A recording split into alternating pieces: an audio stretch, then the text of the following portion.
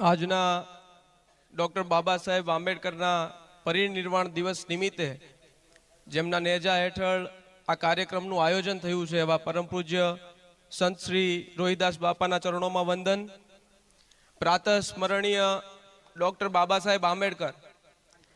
આ સમાજ સદાયને માટે ડૉક્ટર બાબા સાહેબ આંબેડકરને પ્રાતઃ સ્મરણીયનું બિરુદ લગાવે ને તો આપણા માટે કંઈક ને કંઈક રૂપે બાબા સાહેબ હજી પણ મદદરૂપ થઈ શકે તેમ છે. પ્રાતઃ સ્મરણીય શબ્દ બહુ જાણી વિચારીને અમે લગાડીએ છીએ, કારણ કે હું રાજકીય કાર્યક્રમમાં જતો હોઉં છું. મને બાબા સાહેબના ફોટોગ્રાફ્સ ભેટમાં ઘણી જગ્યાએ મળ્યા છે અને હું વૈચારિક રીતે ડૉક્ટર બાબા સાહેબ આંબેડકરનો મોટો શિષ્ય છું એમ કહી શકું. એટલે બાબા સાહેબનો ફોટો એક ઘરે લગાવ્યો છે. જાગીને એક યુવાન 21મી સદીમાં 2025માં કંઈક ક્રાંતિ કરવા માંગતો યુવાન સવારમાં જાગી અને ડૉક્ટર બાબા સાહેબ આંબેડકરના ફોટા સામું જોવે ને તો એમ માનું છું કે ક્રાંતિ તરફનો એક નવો વિચાર દરરોજ સવારે બાબા સાહેબ આપે. કારણ કે જેણે જીવનમાં દેશ માટે સર્વોચ્ચ કામ કરવાની ભાવના રાખી. સમાજના કોઈ પ્રથમ વક્તા એવું કહેતા હતા કે આજે સન્માન શબ્દનો ઉપયોગ ન કરી શકાય.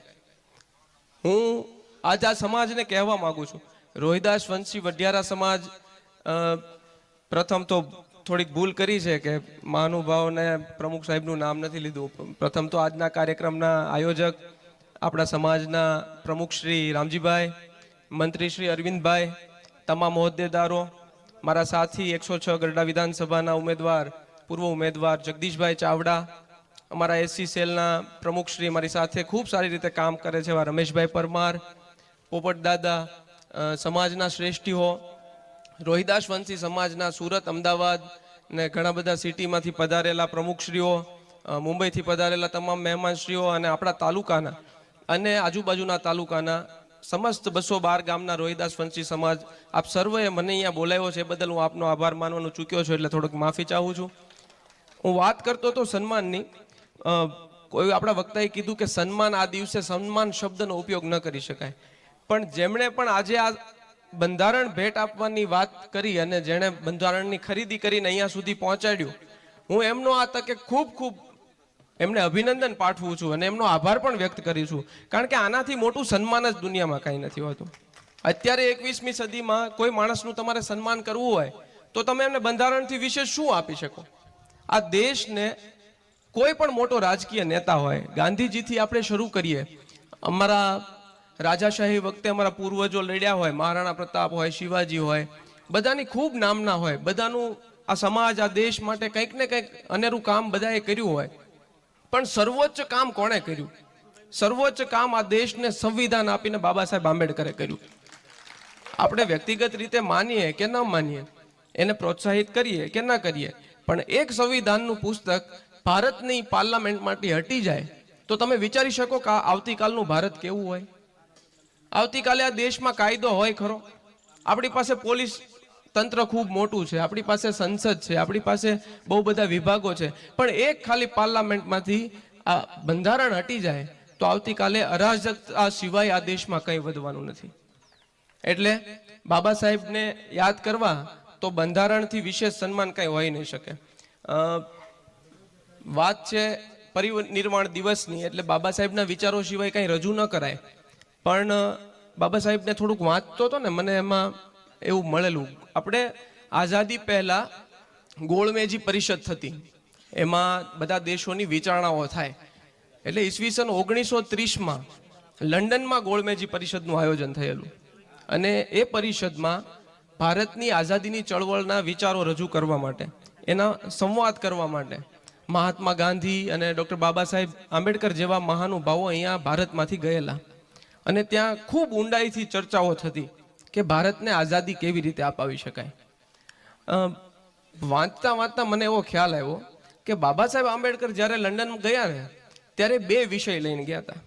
એક તો ભારત દેશને અંગ્રેજોથી આઝાદી અને બીજું ભારતના દલિત સમાજને સામાજિક આઝાદી. તો મને એવો વિચાર આવ્યો કે ડૉક્ટર બાબા સાહેબ આંબેડકર જેવા વ્યક્તિ જેને પરિવાર કરતાં પણ દેશનું હિત ધ્યાનમાં રાખ્યું, જેમણે પોતાનાથી ઉપર દેશ હિત ધ્યાનમાં રાખ્યું, એ વ્યક્તિ આવડી મોટી લંડનની પરિષદમાં દલિત સમાજનો મુદ્દો લઈને કેમ જાય? એટલે મને થોડોક રસ જાગ્યો અને મેં ઊંડાણપૂર્વક એનો અભ્યાસ કર્યો. તો આપણને ખબર પડી કે આપણે ગુજરાતીમાં કહેવત છે કે ભૂવો ધૂણે ને એટલે નાળિયેર ઘર બાજુ નાખે. પણ આપણે બધા રાજકીય, સામાજિક અને આર્થિક વિકાસની દોડમાં સમાજને એકદમ નેવે મૂકીને હાલીએ છીએ. ભૂલ થતી હોય તો માફ કરજો, મોટી વાત થાય તો માફ કરજો, પણ આ પરિસ્થિતિ સર્વોચ્ચ સમાજ હોય ને ત્યાંથી શરૂ કરીને છેવાડાના સમાજ સુધી અત્યારે પણ છે. જો બાબા સાહેબ આંબેડકર જેવા વ્યક્તિ આવડી મોટી પરિષદમાં જાય અને દલિત સમાજનો મુદ્દો લઈને નીકળે તો આજનો યુવાન, આજના આપણે દલિત સમાજના લોકો, એમાં હું આવી ગયો. કારણ કે દલિત ખાલી સમાજથી નથી થવાતું. માવતર દલિત સમાજમાં હોય ને દીકરો પેદા થાય એટલે દલિત નથી થવાતું. દલિત છે એ માનસિક વિકલાંગતા છે. જ્યારે મને નબળો સમજવા લાગુ ને ત્યારે શક્તિસિંહ ગોહિલ પણ એક દલિત જ હોય. અને જ્યારે જગદીશભાઈ કે રમેશભાઈ કે પ્રમુખ રામજીભાઈ પોતાને તાકાતવર માને ને કે આ બંધારણ છે મારી પાસે, આનાથી હું દેશના કોઈ પણ નાગરિક જે અન્યાય કરી રહ્યો હોય એની સામે લડી શકું છું, ત્યારે એ સુવર્ણ જ હોય. માની શકાય ને આવું? તો આ બાબા સાહેબ આંબેડકર જ્યારે દલિતનો મુદ્દો લઈને લંડનની ગોળમેજી પરિષદમાં બોલે તો આ બંધારણ વાંચી અને આપણે શું કરી શકીએ? આજે જે બંધારણ સમાજના શ્રેષ્ઠીઓને ભેટ મળ્યું છે, હું સમાજના તમામ આગેવાનોને આજ ટકોર કરું છું, જગદીશભાઈ આપને પણ અને પ્રમુખ સાહેબ રામજીભાઈ આપને પણ. આપ લોકો એક મુહિમ શરૂ કરો. 212 ગામ, સાહેબ થોડીક વાર, 212 ગામ સમસ્ત રોહિદાસ વઢિયારા સમાજના ઘર ઘર સુધી બંધારણ પહોંચે અને આજ અહીંયા આવેલા યુવાનો અને ઘરે અભ્યાસ કરી રહેલા વિદ્યાર્થીઓ બંધારણનો નિયમિત અભ્યાસ કરે. કારણ કે અમે એવું માનીએ છીએ, અમે અમારા કાર્યક્રમોમાં એવું કહેતા હોય, અમારા રાજકીય કાર્યક્રમોમાં, કે બાબા સાહેબનું લેખિત બંધારણ છે જેની શરૂઆત થાય છે વી ધ પીપલ ઓફ ઇન્ડિયા. મતલબ અમે ભારતના લોકો. તો અમેમાં બધા જ આવે છે, અમેમાં કોઈ બાકાત જ નથી. ગામનું શરૂઆત ગામના પાદરથી થાય અને છેવાડો પૂરો થાય ને ત્યાં સુધીના લોકો. ભારતની જમ્મુ કાશ્મીરની બોર્ડર શરૂ થાય ત્યાંથી કન્યાકુમારીનું પાણી આવે ને ત્યાં સુધીના લોકો. આમ પૂર્વથી લઈને પશ્ચિમના લોકો. તો એ લોકોમાં એ બંધારણના અભ્યાસમાં આપણે પાછળ રહી ગયા હોય એવું આપણે નથી લાગતું? બંધારણ આમાંથી કેટલા લોકો દિલ ઉપર હાથ રાખીને એમ કહી શકે કે મેં બંધારણને વાંચ્યું? તમે જુઓ, સંખ્યામાંથી કેટલા લોકો કહી શકે? ટકાવારી કાઢો તો. આવી જ રીતે રાજકીય મિટિંગોમાં હું પૂછું છું, મારી કોંગ્રેસની મિટિંગ હોય ને તો મારા કાર્યકર્તાઓ દેશ પહેલે, મેરા દેશ પહેલે નામ હિતની વાતો કરતા ને એને પૂછું છું બંધારણ વાંચ્યું? એટલે જવાબ ના આવે છે. શું કામ? આપણે ગીતાજી વાંચીએ, રામાયણ વાંચીએ, મહાભારત વાંચીએ, અરે ગ્રંથો સાઈડમાં મૂકો, આપણે રોહિદાસ બાપુ જેવા સંતોના ચરિત્રો વાંચીએ, તો આપણે બંધારણને કેમ ચૂકીએ? કારણ કે ગીતા, રામાયણ, મહાભારત આનાથી જરાક પણ ઉતરતો ગ્રંથ નથી બંધારણ. બંધારણ આપણને ખાલી મૂળભૂત અધિકારો નથી આપ્યા. બંધારણે અધિકારોની સાથે આપણને ફરજો પણ આપી છે. એ ફરજમાં પછી દેશ માટે કંઈક કરી ચૂકવાની ભાવના પણ હોવી જોઈએ. અને સમસ્ત રોહિદાસ વઢિયારા 212 ગામના સમાજના નાગરિક તરીકે તમારી ફરજ છે કે આ સમાજ માટે પણ તમારે કંઈક કરી ચૂકવું જોઈએ. હવે જે કંઈ ન કરી શકે ને એને બોલવું જોઈએ. જે ન બોલી શકે એને જે બોલતો હોય એને સહકાર આપવો જોઈએ. સહકાર ન આપી શકે ને એને માફ કરજો પણ ઘરે રહેવું જોઈએ. આ સ્પષ્ટતા બહુ જરૂરી છે અત્યારે સમાજમાં. હું તો અમારા સમાજમાં કાર્યક્રમમાં પણ કહું, હું તો લગભગ બહુ ઓછો જ આવું છું, પણ એની જરૂર છે સમાજને. તમે વિચાર કરો, આપણા આયોજકો હોય, કાર્યક્રમોના આયોજન થતા હોય તો આપણો નૈતિક પ્રયાસ એવો હોવો જોઈએ. આપણા માનવીય મૂલ્યો આપણા બાપ દાદાએ આપણને શીખવ્યું છે કે આપણે કોઈ દુઃખી હોય ને એને મદદ ન કરી શકીએ તો એને દિલાસો આપીએ. એમ આપણા આયોજકો કાર્યક્રમનું આયોજન કરે અને એમાં આપણે સહભાગી ન થઈ શકીએ તો આપણે એક કામ તો કરી શકીએ, આપણે એનો આયોજનને બિરદાવી શકીએ. જેથી કરીને હું તમને કહું છું, ગયા રોહિદાસ બાપાની જયંતિના કાર્યક્રમમાં હું આવ્યો હતો, એ પછી આ બીજો કાર્યક્રમ છે. આયોજક કોણ છે ખબર નહીં, પણ અરવિંદભાઈને સતત દોડતા જોઉં છું. આ 1 વર્ષમાં કાર્યક્રમની ભવ્યતા છે. અને જો આ ભવ્યતાને તમે બિરદાવી લ્યો, જો આ સમાજના શ્રેષ્ઠીઓને તમે બિરદાવો, નાની મોટી ભૂલ થવાની જ, એના વગર છૂટકો જ નથી. જો ભૂલ નહીં થાય તેથી સમજી લેજો કે આયોજકોમાં કંઈક ગડબડ છે. ભૂલ તો થવાની છે. અમે રાજકીય કાર્યક્રમમાં પણ બહુ મોટી ચૂકો કરતા હોઈએ છીએ, એટલે ભૂલ તો થવાની. પણ આ ભૂલને બાકાત કરીને એને બિરદાવવા લાગો. એકવાર બિરદાવવાનું શરૂ કરો. અને સામાજિક કાર્યક્રમો કરવામાં ડોક્ટર બાબા સાહેબ આંબેડકર અને રોહિદાસ બાપુને આગળ મૂકી દો. આ પછી કોઈ નેતાની જરૂર નથી, કોઈ વક્તાની જરૂર નથી, કોઈની જરૂર નથી. બસ એક આ બંધારણને ઘર ઘર સુધી પહોંચાડી દો. આપણા તમામ દીકરાઓ આનો અભ્યાસ કરતા થઈ જાય. આપણે તમામ લોકો આ બંધારણને માનતા થઈ જઈએ, આપણે એને વાંચતા થઈ જઈએ. આપણા તાલુકામાં કેટલી બધી સમસ્યાઓ, ને લગભગ આપણા બધા બાજુના તાલુકાઓ છે, કેટલી બધી વ્યથાઓ છે. તમે સમજો, આપણે પાસે દુઃખ સિવાય કાંઈ નથી અત્યારે. એ સામાજિક દુઃખ એટલું છે, આર્થિક દુઃખ એટલું છે, રાજકીય દુઃખ એટલું છે, અને છતાં આપણે બોલી નથી શકતા. એનું કારણ શું છે? આપણે બંધારણને જાણતા જ નથી. બાબા સાહેબ જે દિવસે પરિનિર્વાણ થયું ને આ ભૂમિ ઉપરથી એમનું, ત્યારે એમના શબ્દો મૂકીને ગયા હતા. અને આપણા ગ્રંથો કહે છે કે શબ્દ બ્રહ્મ છે, અને જો એ બ્રહ્મને સમજવા હોય ને તો એકવાર બંધારણનો અભ્યાસ કરો. પછી આ તાલુકાનો પોલીસ ઇન્સ્પેક્ટર હોય તોય ભલે, આ તાલુકાના મામલતદાર હોય તોય ભલે, ને આ તાલુકાના ટીડીઓ હોય તોય ભલે, જો આ બંધારણ જાણતા હશો ને તો એને નીચે બેસવું જ પડશે. આપણે એને સાહેબ નહીં કહેવા પડે, એને આપણને સાહેબ કહેવું જ પડશે. હું લગભગ ભાઈ બહુ સરસ રીતે ગાતા હતા, બહુ સરસ અવાજ હતો. સુરેશભાઈ કદાચ નામ છે એમનું, સુરેશભાઈ ગાંબા. એમના શબ્દો હતા, મારું દલડું રૂવે છે. આ દલડું સુરેશભાઈનું એકનું નથી રોતું, દલડું શક્તિસિંહ ગોહિલનું રોવે છે. તમે સમજો, આપણે કેટલા આગળ નીકળી ગયા કે આપણે બહુ સમાનતામાં માનતા થઈ ગયા ને આમ થઈ ગયા. ભાઈ કાંઈ નથી થયું ગ્રાઉન્ડ ઉપર. ખૂબ અસ્પૃશ્યતામાં માને છે લોકો, ખૂબ. અને આપણા મોભી હોય તોય ભલે, આપણા આગેવાનો હોય તોય ભલે, કોણ અસ્પૃશ્યતા માટે બોલે છે? હું તો આ સ્ટેજ ઉપરથી અભિનંદન આપું છું જિગ્નેશ મેવાણીને, કે નીકળી જાય છે રોડ ઉપર. તો આપણી એવી હિંમત કેમ નથી કે આપણે એમની સાથે નીકળીએ? અરે નો નીકળી શકીએ તો કાંઈ નહીં, આપણે બોલીએ તો ખરા. બંધારણ વાંચતા એકવાર આપણા દીકરાઓ થાય એટલે મારું કહેવું એટલું જ છે કે બસ એ બોલતા થાય. આપણે આપણા હક માટે આ 21મી સદીમાં પણ નહીં બોલીએ તો હું નથી માનતો આજથી આવનારો સમય કોઈ દી છોકરાઓને બોલવા દેશે. તમારે બોલવાની જરૂર છે. હું રાજકીય રીતે લડું, એ લડત મહત્વની નથી હોતી. બાબા સાહેબ કાલ હતા, આજે નથી. ગાંધીજી કાલ હતા, આજે નથી. જિગ્નેશ મેવાણી આજે છે, કાલ નહીં જ હોય. શક્તિસિંહ ગોહિલ આજે છે, કાલ નહીં જ હોય.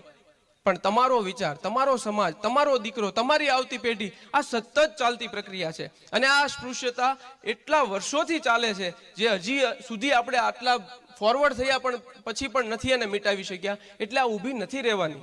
તમે સમજો, આના માટે વિદ્રોહ કરવો જ પડશે. આ વિડીયો જશે ને બહાર, એટલે મારા માથે પણ બહુ ખરાબ વાત છે. આમાં તો મારા ઉપર બહુ મોટા આક્ષેપો થાય, પણ આ હકીકત છે સમાજની. સમજો, રાજકીય રીતે મને નુકસાન થાય ને તો હું ભોગવી લઉં. હું ડેડકડી ગયો તો, મને યાદ નથી, સાહેબની ત્યાં અમે બેઠા હતા. બાબા સાહેબ આંબેડકરના જીવનમાં બનેલો પ્રશ્ન. મહાત્મા ગાંધી એવું કીધું હતું, સમય થોડોક, મહાત્મા ગાંધીજીએ એવું બાબા સાહેબને એવું કીધેલું. બાબા સાહેબ વૈચારિક રીતે ગાંધીજીને થોડાક ટકોરતા, કારણ કે એમને ન ગમતું કે તમે અસમાનતાને કેમ, વર્ણ વ્યવસ્થાને કેમ નથી છોડતા એમ. એટલે ગાંધીજીએ એવું કીધું કે હું નક્કી કરી લઉં છું કે મારે હવે દલિતવાસમાં રહેવું છે. પોતાનું ઘર છોડીને મહાત્મા ગાંધી દલિતવાસમાં રહેવાનું નક્કી કર્યું હતું. ત્યારે ડોક્ટર બાબા સાહેબની સૂઝબૂઝને સલામ છે. ત્યારે એમણે એવું કીધું હતું કે ગાંધી, તમે તમારા ઘરેથી નીકળીને મારા ઘરે આવો રહેવા, કે દલિત સમાજમાં છેવાડાના કોઈ ઘરે રહેવા જાઓ ને તો એનાથી શું થાય? એનાથી ભારત દેશ એવું વિચારશે કે ઓહો, ગર્ભ શ્રીમંત મોહનદાસ કરમચંદ ગાંધી, બેરિસ્ટર પોતે, જેની સંપત્તિનો કોઈ માપ નહીં, દેશ માટે એણે કપડાં સુદ્ધા છોડી દીધા કે મારા દેશનો ગરીબ જ્યાં સુધી શર્ટ ન પહેરી શકે ત્યાં સુધી આ બાવોય ન પહેરે એમ. એવું મહાન વ્યક્તિત્વ દલિત સમાજમાં રહેવા આવે, ખૂબ અમારા માટે શોભાની વાત કહેવાય. પણ એનાથી શું થાય? એનાથી મહાત્મા ગાંધી મહાન થઈ જાય. આજ શક્તિ નામનો એક સવર્ણ સમાજનો યુવાન ધરવાળાના દલિત સમાજમાં રહેવા જાય તો શું થાય? દલિત સમાજ પૂજનીય ગણી લે કે ભાઈ આવો માણસ, મસ્ત છોકરો એને મૂકીને આવી આવ્યો. પણ એનાથી શું થાય? બાબા સાહેબે કીધેલું કે દલિત સમાજની અસ્પૃશ્યતાને કોઈએ સમજવી હોય ને તો દલિતના ઘરે જન્મ લેવો પડે. હવે તમે વિચારો, આ વસ્તુ તમે કદાચ ભોગવી હોય, બરાબર છે, તો હું એવું માનું છું કે જે માણસે અસ્પૃશ્યતા ભોગવી હોય અને જો એના દીકરા પણ અસ્પૃશ્યતા ભોગવે, એટલે આપણે સમજી લેવાનું કે સામાજિક રીતે ડોક્ટર બાબા સાહેબે આપેલા બંધારણના દેશમાં જીવનારા આપણે હજી માયકાંગલા જ છીએ. આ ખૂબ ખરાબ શબ્દ છે, પણ સત્ય છે. આના બોલ્યા વગર છૂટકો નથી. રાજકીય લોકો ક્યારેય બોલતા નથી.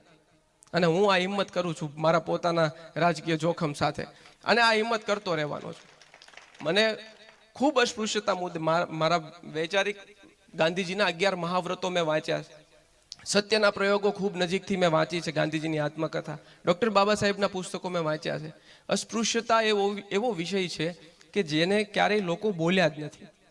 તમે જોજો, તમે તમારા વિસ્તારના કોઈ મોટા રાજકીય આગેવાન હોય તો એને તમે કહેશો કે આવો દલિતવાસમાં આપણે બેસીએ, ઘરે ચા પીવાની છે, તો એ પીશે. એને કહેજો એના 20 કાર્યકરોને લઈને આવે, કે એને કહેજો કે એનું સર્વોચ્ચ પ્રતિનિધિ મંડળ લઈને આવે, નહીં આવે. શું કામ? કારણ કે અસ્પૃશ્યતા નામ એ મગજમાંથી ક્યારેય ભૂસાણું જ નથી. આપણે સ્વીકારી લીધું છે, તમારા આગેવાનોએ સ્વીકારી લીધું છે. જો કહું છું કે અસ્પૃશ્યતા જેવું કાંઈ નથી, લોકો આપણને સમાનતાથી જોવે છે. મેં રાજકીય રીતે સ્વીકારી લીધું છે કે દેશ ખૂબ સુખી થઈ ગયો છે, આપણા દેશમાં સમાનતા ખૂબ સારી છે. ડૉક્ટર બાબા સાહેબ આંબેડકર ભારતના આવા મોટા નાગરિક અને બહુ મોટું વૈચારિક જેનું કામ એવું વિચારે કે મારે ધર્મ પરિવર્તન કરવું છે. તમે વિચારો, એ માણસને એવો વિચાર કેમ આવ્યો હોય? મને વૈચારિક રીતે હુંય કહું છું, વિડીયોથી કાંઈ પ્રસિદ્ધિ નથી કરી, પણ વૈચારિક રીતે હુંય કહું છું કે મને રાજકીય ક્રાંતિ કરવાનો શોખ છે, સમાજ માટે મને કંઈક કરી છૂટવાનો શોખ છે. તો એકવાર મારે હિન્દુ પણ થવું પડે, એકવાર મારે શીખ પણ થવું પડે, એકવાર મારે બૌદ્ધ પણ થવું પડે, તો આ દેશનો રંગ મને દેખાય. આપણો દેશ એ વિવિધતામાં એકતાવાળો દેશ છે. તો આ વિવિધતા કેવી રીતે જોઈ શકાય? એ તો એને પારખવી પડે ને, ઓળખવી પડે. તમારે સવર્ણ થવું હોય તો મારા ઘરે આવીને રોકાવો 5 દિવસ, તો તમને ખબર પડે. હું એમ એફિડેવિટ કરું કે મારો સગ્ગો ભાઈ અરવિંદભાઈ એટલે મારો સગ્ગો ભાઈ, તો તમને ખબર પડે ને. એમ મને ક્યારે ખબર પડે? હું પોતે ઈચ્છું ત્યારે. બાબા સાહેબે આવું ઈચ્છ્યું. બાબા સાહેબે ધર્મ પરિવર્તન કરવાનું વિચાર્યું, પણ ભારતનો સિપાહી બાબા સાહેબ આંબેડકર એટલે ભારત પ્રત્યે સર્વોચ્ચ જેનું બલિદાન, જેની ભાવના, એણે એવું વિચાર્યું કે હું ધર્મ પરિવર્તન કરું અને ભારતથી થોડોક અળગો થઈ જાઉં તો. એટલે એણે ભારતનો જ પોતાનો જ ધર્મ, હિન્દુને લગતો જ ધર્મ, બૌદ્ધ ધર્મ અપનાવ્યો. તમે વિચારો, હવે આ ધર્મમાં રહીને આપણે બોલવું મને બહુ કડવું લાગે છે, પણ છે ને, સત્ય બોલ્યા વગર છૂટકો નથી. હજી આ સમયમાં આપણે હિન્દુ છીએ, આપણે કપાળે લાલ ચાંદલો કરીએ છીએ, લક્ષ્મી અને નારાયણનો આપણે આપણા ઘરમાં વાસ માનીએ છીએ, અને રામજી મંદિરમાં આપણો એક નાગરિક ન જઈ શકે. આને નબળાઈ કહેવાય સમાજની. સાહેબ, હું કહું છું, હિન્દુ સમાજમાં રહી રોહિદાસ બાપાના ચરણોમાં વંદન કરીને પ્રાર્થના કરું છું. બાબા સાહેબ જો હાજર હોય હજી આ સૃષ્ટિમાં, તો હું તો બાબા સાહેબને કહું છું કે સમાજમાં એવા પ્રેરિત લોકો મૂકે, ખાલી સામાજિક નહીં.